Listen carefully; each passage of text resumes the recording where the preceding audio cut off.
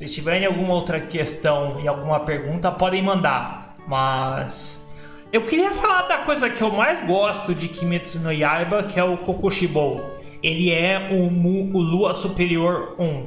Ele é o segundo antagonista. Ele é o antagonista logo antes do Muzan, que aparece em Kimetsu no Yaiba. E assim, ele é de longe a coisa que eu mais gosto em Kimetsu no Yaiba e a melhor parte do mangá pra mim.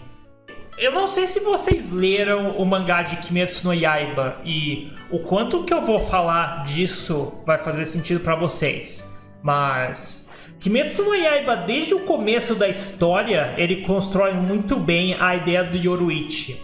Yoruichi, que é o espadachim mais poderoso do universo de Kimetsu no Yaiba. Desde o começo você tinha Yoruichi como o espadachim mais poderoso.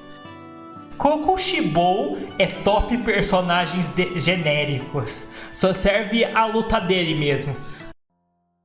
Vitex, eu acho interessante você retratar ele como um personagem genérico, porque, tipo, cada um dos Luas superiores você tem, tipo, o que eu acho muito interessante com os Luas superiores finais é que cada um deles demonstra uma faceta da existência humana. As lutas finais são muito sobre uma faceta da existência humana. E a luta com o Lua Superior 1, pra mim, é muito interessante porque o Lua Superior 1, ele representa muito melancolia. Ele usa a forma da lua, o poder dele é a forma da lua, e tipo, a luta dele é muito representativa sobre a melancolia, sobre se apegar ao passado e não abrir mão da sua vida, não abrir mão do que você já passou, não abrir mão do que já ocorreu. Conforme eu falei com o Yoruichi, você tem com esses dois personagens durante todo o mangá um contraste, onde o Yoruichi, que é o espadachim mais forte, ele representa o futuro, a crença que as pessoas melhores vão aparecer no futuro, a crença que você pode deixar a sua tarefa inacabada, pois outras pessoas vão aparecer que vão cumprir em você, a crença que a humanidade vai continuar avançando e evoluindo, independentemente daquilo que você fizer. Então, você tem esse personagem que ele representa o sol, representa a alvorada, representa a possibilidade do que está por vir. E, contrário a ele, você tem o Lua Superior 1, que ele representa a lua. Ele representa o ansiar pelo passado, ansiar por aquilo que já aconteceu, ansiar por aquilo que você nunca conseguirá alcançar, que está para sempre no passado, mas você obsessivamente fica preso nisso, fica preso nessas experiências e naquilo que já passou na sua vida.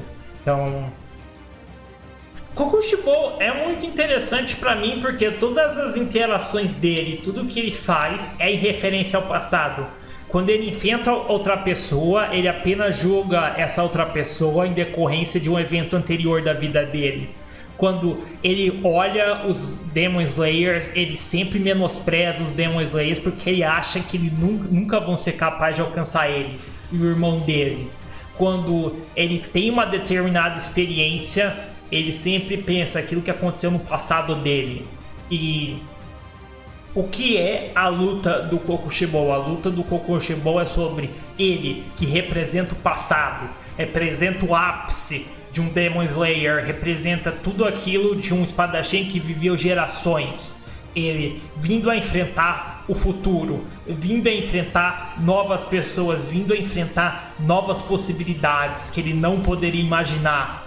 Então, você tem esse conflito entre a esperança no futuro e a melancolia e apenas olhar para o passado da luta dele, que eu acho genial, eu acho isso do caramba.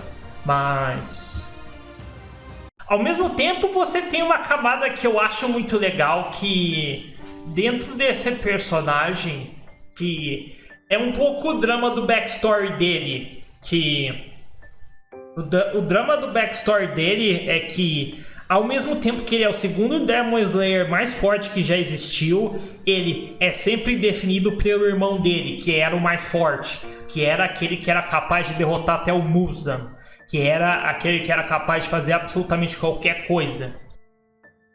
Eu gosto muito como a vida inteira do Kokushibou é estruturada ao redor da obsessão que ele tinha com o irmão. Ao redor dessa obsessão com... Ok, eu tinha esse meu irmão e ele era uma pessoa muito boa. Ele era uma pessoa muito justa. Ele era capaz de ajudar a minha mãe, salvar a vida dela, salvar a vida do meu pai e fazer todas as coisas que eu nunca consegui e nunca fui capaz. Então, com o Kokushibou você tem ele obcecado com o irmão dele, obcecado com uma ideia de perfeição e obcecado com essa figura que seria perfeita, e isso desforma ele, isso torna ele em algo extremamente odioso, essa busca dele eterna por essa perfeição. Tipo, eu acho simbolicamente muito forte quando o Kokushibou ele fala: eu estou vivo há centenas de anos. Eu esqueci o nome da minha esposa. Eu esqueci o nome dos meus filhos. Eu esqueci tudo o que aconteceu na minha vida. Mas a única coisa que eu lembro é do meu irmão. A única coisa que eu lembro é das coisas que o meu irmão fez. A única coisa que eu lembro é do rosto dele. Então, eu acho muito interessante esse personagem, ele ser caracterizado a partir dessa ânsia tão grande que ele tem, a partir desse senso de inferioridade, a partir desse senso dele buscar tanto. E você tem momentos muito fortes que eu acho relacionados a isso, tipo, você tem uma cena do Kokushibou que ele fala: nossa, olha como eu estou. Tipo, essa é a face de um espadachim, esse é a ideia de perfeição do meu irmão que eu queria alcançar. Será que eu realmente me tornei perfeito? Será que eu realmente sou que nem meu irmão? Será que eu realmente me tornei que nem ele? Então, isso que eu gosto muito nesse personagem. Pra mim, ele é a melhor coisa de Kimetsu no Yaiba, por isso eu acho muito forte esse arco dele. E eu gosto muito como ele morre também, porque isso é uma questão um pouco mais geral da série. Tipo, isso é uma questão um pouco mais geral da série, que o arco final, ele lida muito com a questão de por que demônios morrem. Por que demônios morrem quando você corta o pescoço deles?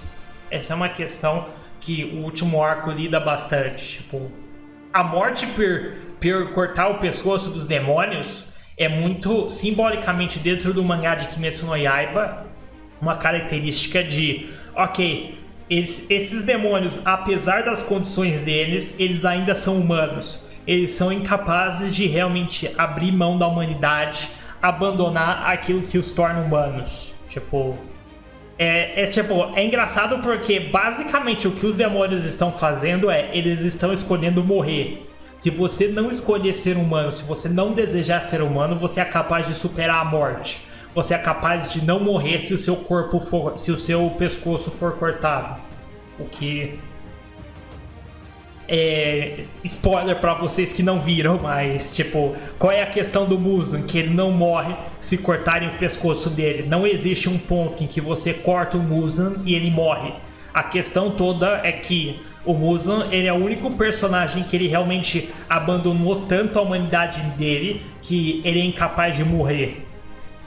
E eu acho que essa luta com o Kokushibou ela é muito boa em demonstrar a questão de, ok, você tem esse personagem que...